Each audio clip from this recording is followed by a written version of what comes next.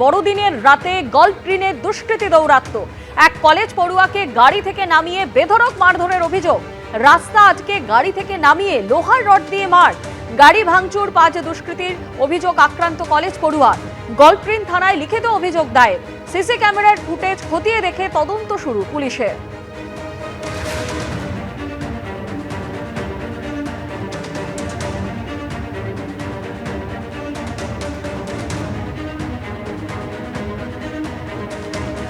বড়দিনের রাতে গল্ফগ্রিনে দুষ্কৃতী দৌরাত্ম্য। এক কলেজ পড়ুয়াকে গাড়ি থেকে নামিয়ে বেধড়ক মারধরের অভিযোগ। রাস্তা আজকে গাড়ি থেকে নামিয়ে লোহার রড দিয়ে মার। গাড়ি ভাঙচুর 5 দুষ্কৃতীর অভিযোগ আক্রান্ত কলেজ পড়ুয়ার। এই ঘটনায় গল্ফগ্রিন থানায় লিখিত অভিযোগ দায়ের করা হয়েছে। সিসি ক্যামেরার ফুটেজ খতিয়ে দেখে তদন্ত শুরু করেছে পুলিশ। বড়দিনের রাতে গল্ফগ্রিনে দুষ্কৃতী দৌরাত্ম্য। এই মুহূর্তে আমরা গল্ফগ্রিন থানার সামনে রয়েছি।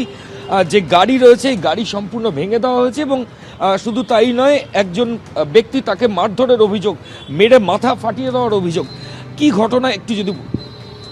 আমরা বাড়ি যাচ্ছিলাম, আমি আমার 2 বন্ধু, তো রাস্তায় দাঁড় করালো 4-5টা ছেলে, ওদের হাতে রড ফোর্ড ছিল, ওরা গাড়ি ভাঙলো আর ওর পর আমাকে মারলো। এটা কখন হলো? রাত 3টের দিকে। কোন জায়গায়? গল্ফগ্রিনের রাস্তাতে হলো এটা। আচ্ছা, আপনাকে আচমকা এসে মারতে শুরু করলো? গাড়ি দাঁড় করালো আর ওরা মারলো। হ্যাঁ, রাস্তার উপর ওরা দাঁড়িয়েছিল? হ্যাঁ, ওরা দাঁড়িয়েছিল। এদের চেনেন আপনি?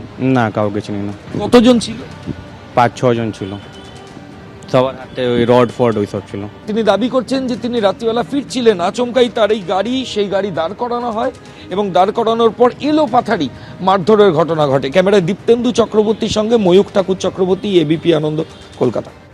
সরাসরি কথা বলবো, আমাদের প্রতিনিধি ময়ূখ ঠাকুর চক্রবর্তী আমাদের সঙ্গে রয়েছে। ময়ূখ, আমরা অভিযোগকারীর বক্তব্য শুনলাম, তার অভিযোগ শুনলাম, পুলিশ কি বলছে? কারা এভাবে এসে একেবারে রাত্রিবেলা মারধর করে চলে গেল?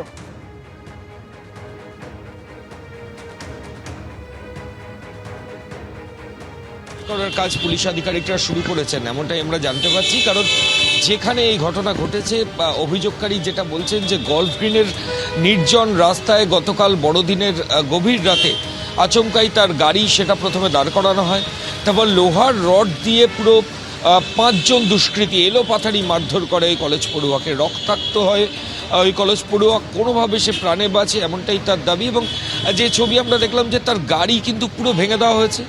শুধু তাই না, তার মাথা, মুখে এবং শরীরের বিভিন্ন জায়গায় আঘাতের চিহ্ন রয়েছে। মাথায় বেশ কয়েকটা স্টিচও পড়েছে, রক্তাক্ত হয় এবং লোহার রড দিয়ে মাথায় আঘাত করা হয়েছে, এমন মারাত্মক অভিযোগ ওই কলেজ পড়ুয়া করছে।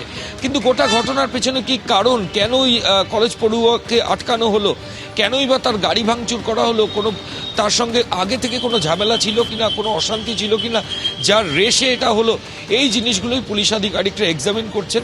ইতিমধ্যেই কলেজ পড়ুয়া লিখিত অভিযোগ গল্ফগ্রিন থানায় দায়ের করেছেন। সেই লিখিত অভিযোগের প্রেক্ষিতে পুলিশ আধিকারিকরা এফআইআর করে তদন্ত শুরু করেছেন এবং যেখানে ঘটনাস্থল সেই এরিয়া সিসিটিভি ফুটেজও পুলিশ আধিকারিকরা দেখছেন। পুলিশের বক্তব্য, স্থানীয় যারা দুষ্কৃতী তারাই সম্ভবত এই ঘটনা ঘটিয়েছে। সিসিটিভি ফুটেজ দেখে তাদেরকে আইডেন্টিফাই করার প্রক্রিয়া শুরু হয়েছে। ধন্যবাদ ময়ূর।